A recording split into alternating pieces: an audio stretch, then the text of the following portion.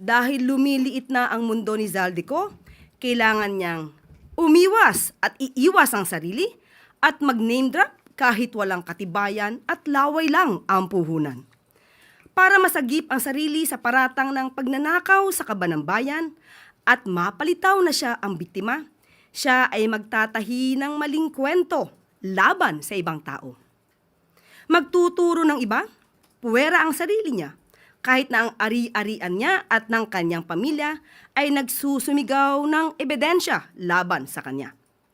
Ang kanyang naging pahayag, mas nagbunga pa ito ng maraming katanungan imbes na sagutin ang kanyang papel dito sa sinasabing anomalya. Lahat ng mga sinasabi ni Zaldico ay pawang mga imbento lamang, walang basihan, walang ebidensya. Umuwi muna siya sa Pilipinas at sumpaan ang kanyang mga sinabi at harapin ang mga demanda o kaso laban sa kanya. Pakatandaan natin, nagsimula ito sa sinabi ng Pangulo sa kanyang Zona 2025. Mahiya naman kayo. Bakit niya pasisimulan ang malalimang pag-iimbestiga? Mag-establish ng ICI, Independent Commission to investigate the anomalous flood control projects and other infrastructure kung ang Pangulo ay may kinalaman dito. Logic! Hindi ba dapat na iiwasan niya ang issue na ito kung siya mismo ang mapapasok? Ang imbestigasyon na sinimula ng Pangulo ay unti-unti nang nagbubunga. Malinaw na ang mga pangyayari. Papalapit na ng papalapit tayo sa katotohanan. Kaya't pinipilit ilihis upang makaiwas ang mga tunay na may sala sa katarungan. At handa na po akong tugunan ang inyong mga katanungan. Maricel Halili from TV5.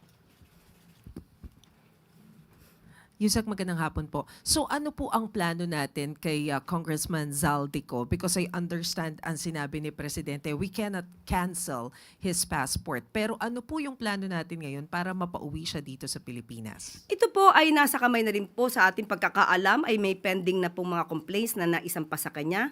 At sana po ay mapabilis na rin po ng ombudsman ang mga pagresolba sa mga kaso na ito at kung sila ay makakapagrekomenda, kung ano man naman i-recommend nila for dismissal or for filing of the case to the Sandigan Bayan, sana mapabilis na rin po. Kasi ang taong bayan po ay naghihintay na rin ng mabilisang aksyon. Hindi po siya mapapauwi sa ngayon dahil ang naaayon po sa batas, ang hindi pa po nakakasuhan at tinuturing na pugante dahil wala pa pong warrant of arrest na nai-issue ang court o kaya ay siya naman ay hindi pa naman convicted at siya'y tumakas. At hindi natin masasabi na yung kanyang passport ay naisagawa at nai-issue ng, through a fraudulent act. So wala po pa kasi basehan para mag-file ng petition or application for cancellation of passport ni Zaldico and DOJ at malamang po madismiss po ito ng korte kung hindi po bibigyan ng basihan sa pagkakansela ng passport.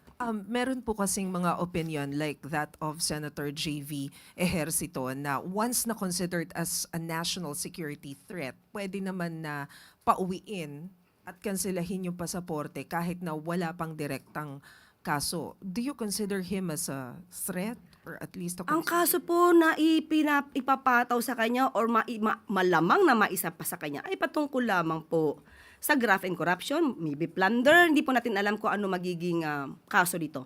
But hindi po ito sa ating palagay ay makukonsidera na issue about national security. So yun po.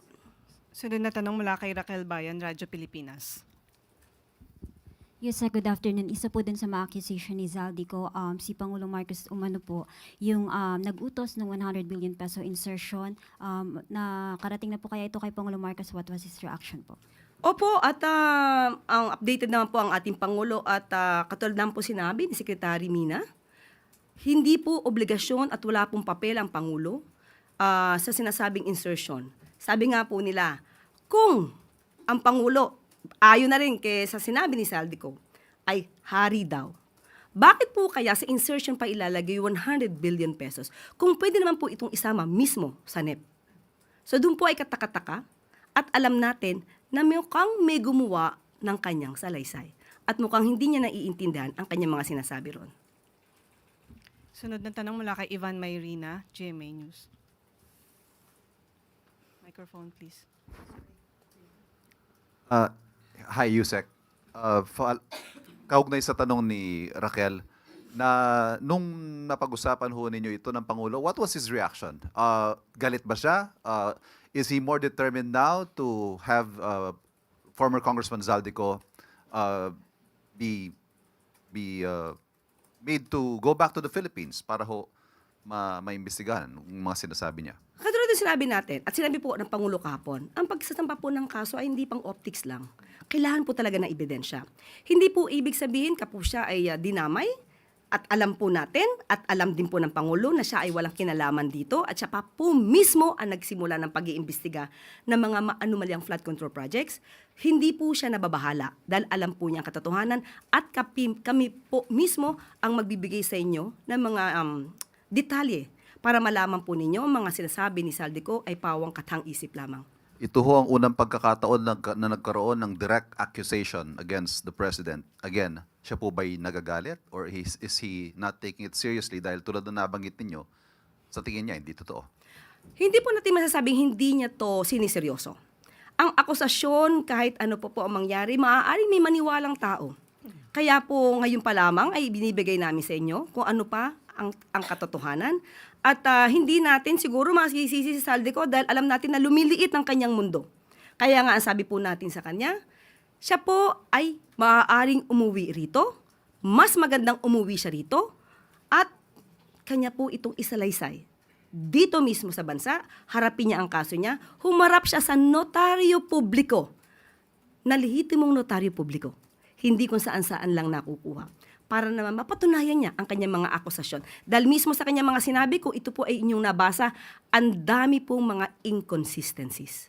Sorry, panghuli po. Is the President willing to guarantee the safety of the former congressman? Kasi nagpahayag siya ng pagkabahala na ayaw niya umuwi dahil daw sa banta sa kanyang buhay. Unang-una, hindi po ba dapat siya ang magpatunay kung may banta sa buhay niya? Saan po niya nakuha itong mga idea na to? Nung umuwi po ba siya dito, or rather, nung siya ba ay umalis, may pagbabanta na sa buhay niya, nasa na mga records na masasabing may nagbabanta sa buhay niya. Dapat niya po munang patunayan yan bago niya ibuka ang kanyang bibig. Sunod na tanong mula kay Eden Santos, Net25. Yusek, ano po yung naging dahilan ni Kong Zaldico, bakit siya biglang bumaliktad at itinuro ang Pangulo at si former Speaker Martin Romualdez dito po sa korupsyon sa flood control projects?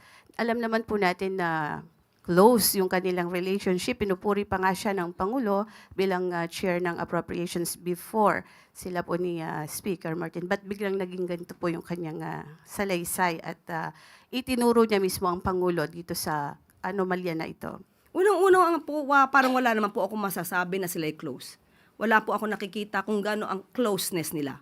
So maaari, pagdating sa trabaho, sila ay nagkakausap, pero kung sasabihin niyo po ang kanilang relasyon ay close, hindi po yan natin masasabi at wala pa po makakapagpatunay ng ganyan.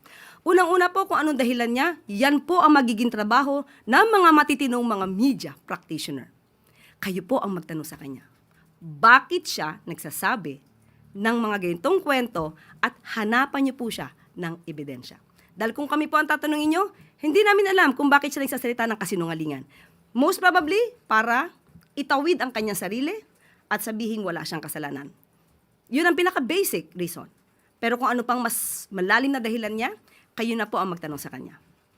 Ano po yung ini-expect ng Pangulo na implikasyon itong paglantad ni Zaldico at pagturo mismo sa kanya sa anomalyang ito, lalo't ang taong bayan po ay sinasabing galit na nga sa nangyayaring matinding korupsyon po sa gobyerno? Ang implikasyon pong nakikita natin ay mas magagalit ang mga tao kay Zaldico dahil sa kanyang pagsisinungaling.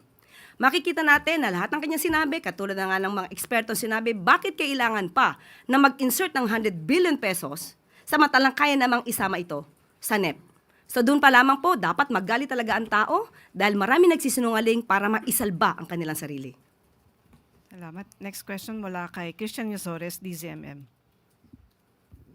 Hi, Yusek. May mga ulat po na lumabas sa social media na nagpatawag di umano ng meeting si Pangulo sa kanyang security cluster. Is the palace in panic mode dahil so posible po na mag-spark na naman ng panibagong public outrage yung expose ni dating congressman ko? Wala po ako nabalita ang ganyan. At ako sino po ang nagsabi niyan, muli, patunayan po niya. Tayo po nga ay dapat papunta ng Intramuros Hindi po ba? At meron dong event. So, wala pong panic mode na tayong pinag-uusapan. Kailangan lang po nating magkaroon ng press briefing ngayon para po maipaliwanag sa mga kababayan natin kung sino ba talaga ang nagsisinungaling. So, Mr. Saldico, mas maganda po, umuwi kayo dito. Kung maaari, sabayan nyo na rin po yung mga, ibang mga fugitive na nagtatago sa ibang bansa. Last two questions. First from Katrina Domingo, ABS-CBN. Undersecretary, ano po yung balak ng palasyong gawin to address Zaldico's accusations? Aside from denying it, does the palace intend or the president intend to file charges against him? Depende po. May part 2 pa, sabi niya. Abangan ang part 2. Parang part 1 pa lang to. So malamang gagawa na naman to ng panibagong kwento dahil nadinig na niya kung anong sinabi natin. So abangan natin kung ano na namang tahitahing kwento ang inyong madidinig mula sa kanya. Kaya, be cautious. Ma'am, follow-up question. As mentioned earlier, Zaldico's statements might spark a fresh outrage from the public. How concerned is the president with the upcoming INC rally over the weekend? Alam ko naman po na ang mga miyembro ng INC ay matatalino, makadiyos, makabayan. So alam po nila kung sino nagsisinungaling at alam po nila kung sino ang tunay na nagtatrabaho para sa bayan. So yun lamang po. Tandaan natin, walang ganyang karaming air assets ang Pangulo. Last question mula kay Vance Fernandez. Good afternoon, ma'am. Do you have any idea who is behind this tell-a-lie accusation? May naiisip ba ako? Mahirap magsalita, pero minsan kayo mismo mag-iisip, sino kaya ang nasa likod nito? Yung mga obstructionists, destabilizers, o lumiliit lang siguro talaga ang mundo ni Saldico dahil siya po mismo ang naiipit sa mga aksyon na mismong siya ang gumawa. Thank you, Yusek Claire. Okay, go. Okay. Ma'am, last na lang po. May we have your reaction about the statement of VP Sara saying na paranoid na raw yung administration, especially now na madaming rally yung nangyayari, and yung pagkontra niya doon sa sinabi ng Pangulo about the status of our economy? Okay, unang-una po, paranoia. Ang paranoia, sabi po nila, ay direct cause ito ng emotional outburst. Meltdown. Hindi po nagme-meltdown ang ating Pangulo. Nagkataon lang po, syempre po, kapag ka po may mga issue, may nababalitaan, may mga nagre-report na di umanong may gustong magpabaksak sa gobyerno, ano po ba ang dapat gawin ng gobyerno? Matulog? Manahimik? Mag-relax? Kailangan po itong mamonitor. Hindi naman po ibig sabihin na ito ay may katotohanan, but still, hindi po to dapat na tinutulugan. Patungkol po doon sa, again, Maricel, ano yung second? Sa economy, kinontra niya yung statement ni President. Sa ekonomiya. Tandaan po natin, inamin po natin na naaapektuhan ng economic growth. Bakit? Dahil sa marami pong naging kalamidad. At may issue din po patungkol dito sa korupsyon. At tandaan po natin, ang korupsyon na ito ay hindi lang sa panahon ngayon. Panahon pa po nung nakaraang administrasyon. Hinahanap pa po ang 33.5 billion pesos na patungkol po sa flood control master plan sa Cebu or Metro Cebu. Isa po ito na dapat imbestigahan. Nakakakos din po ito sa ating ekonomiya. Maraming anomalya na dapat nating malaman, pati yung mga ghost projects na inamin naman ng dating Pangulong Duterte. So lahat ng kalat nung nakaraan, ngayon po natin nililinis at malamang isa ito sa nagiging dahilan kung bakit nagkakaroon po ng hindi magandang epekto to sa ekonomiya. But ang pangako ng Pangulo, gagawin ang lahat, pati ang economic team, gagawin ang lahat para po mapaangat pa ang ekonomiya ng bansa.